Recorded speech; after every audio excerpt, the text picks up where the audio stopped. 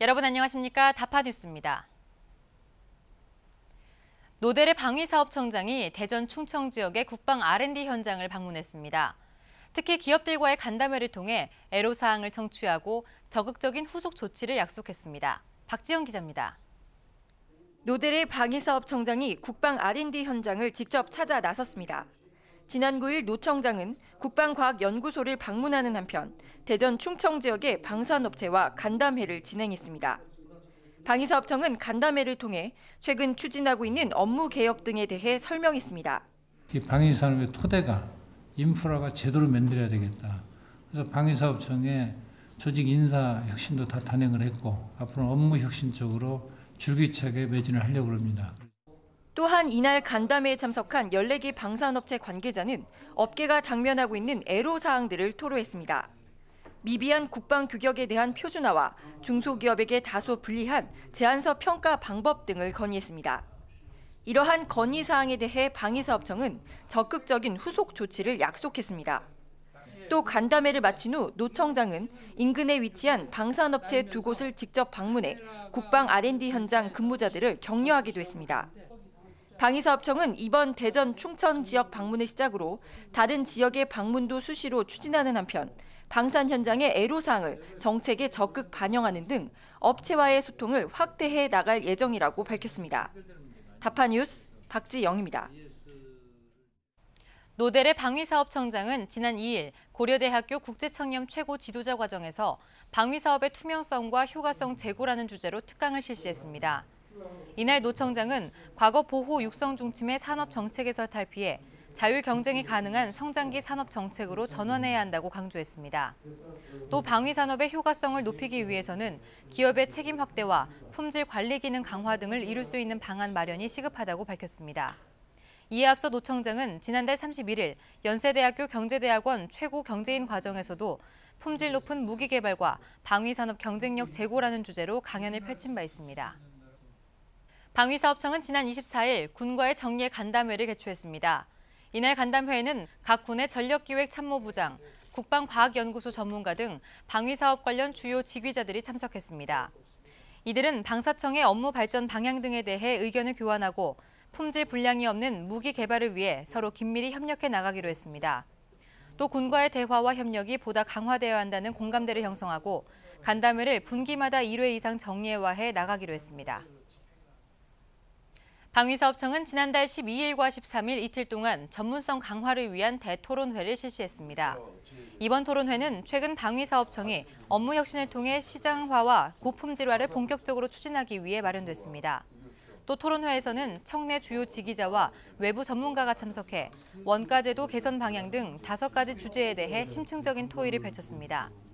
방위사업청은 토의된 주제는 향후 세부 개선 방안을 마련해서 단계적으로 실행해 나갈 계획이라고 밝혔습니다. 국방기술품질원은 지난달 13일 서울 마포구청에서 국방핵심기술설명회를 개최했습니다. 이날 설명회에는 대학과 연구소, 방산업체 관계자 등 200여 명이 참석해 높은 관심을 보였습니다. 또 설명회에서 방위사업청은 국방핵심기술 R&D 정책과 국방기술기획 발전 방향에 대해 설명하고 기품원은 국방핵심, 녹색기술과제 공모 제도와 참여 방법 등을 소개했습니다. 한편 기품원은 이번 설명회를 계기로 민간 분야에서 제안된 기술 가운데 필요성이 인정된 기술을 국방핵심 기술로 선정할 예정입니다. 계속해서 다파단신 보시겠습니다. 노델의 방위사업청장은 지난 1일 야네스 지아 또바르 콜롬비아 국방차관을 만나 양국 간 방산협력 증진 방안을 논의했습니다. 이날 노 청장은 함정 건조와 방공 무기 등 콜롬비아 군 현대화 사업에 한국 기업이 참여할 수 있도록 지하 차관의 지원을 당부했습니다. 방위사업청은 지난 3일 지식경제부 기술표준원과 방위사업 시험평가 업무 발전을 위한 협약을 체결했습니다. 방사청은 이번 업무 협약을 통해 국방연구개발 분야의 국내 시험평가 인프라를 서로 공유하고 이용함으로써 국방시험평가의 전문성과 신뢰성을 향상시킬 수 있을 것으로 예상하고 있습니다. 방위사업청은 지난달 27일 올해 핵심 부품 국산화 개발 지원을 받을 9개 업체를 선정했습니다. 이번에 선정된 업체는 전차용 부품인 트러니엄 베어링을 개발하는 예지정밀 등 9개 중소기업입니다. 또 기업들은 국산화 개발에 성공할 경우 넥스원과 현대, 로템 등 국내 대표적인 방산 대기업들에게 핵심 부품을 공급하게 됩니다. 방위사업청은 지난달 12일부터 14일까지 서울 코엑스에서 열린 공직 채용 박람회에 참가했습니다. 행사 기간 동안 방사청은 청소계를 비롯해 채용 계획 등을 취업 준비생들에게 설명했습니다. 한편 이번 박람회에는 중앙행정기관과 지방자치단체 등 60여 개 정부기관이 참여했습니다. 이상으로 다파 뉴스를 모두 마칩니다. 고맙습니다.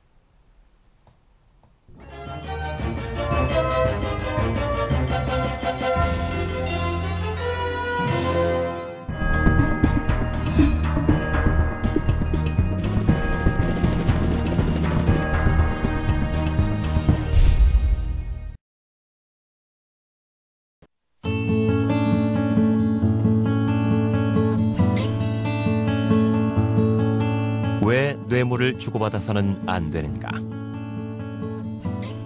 게임 이론은 그 이유를 이렇게 설명한다. B가 뇌물을 준다면 A도 같은 방법으로 대응해야 한다. B가 뇌물을 안 주고 A만 뇌물을 준다면 A는 유리해진다. B가 어떤 선택을 하든 A사는 뇌물을 쓰는 것이 유리하다.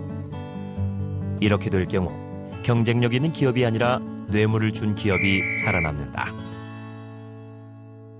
모든 경쟁자가 뇌물에 기대면 전체 기업의 비용 상승을 가져온다.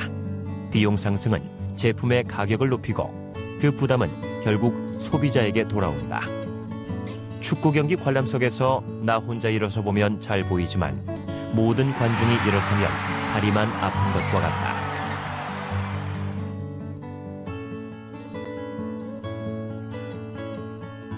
경제의 효율성을 위해서라도 깨끗한 거래 관행이 필요하다. 모토로라는 중국에서 공장 가동을 앞두고 소방 공무원들이 대가를 요구하자 이를 거부하고 대신 소방 공무원 자녀들을 위한 장학금 제도를 만들었다.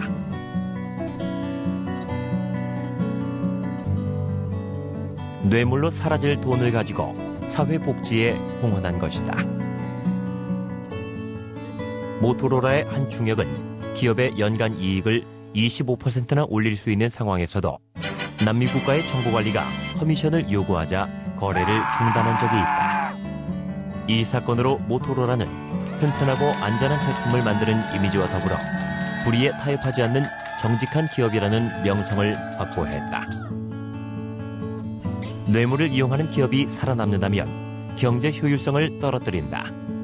궁극적으로는 국가 경쟁력을 떨어뜨린다. 부패 척결은 경제 선진화로 가는 첫걸음이다.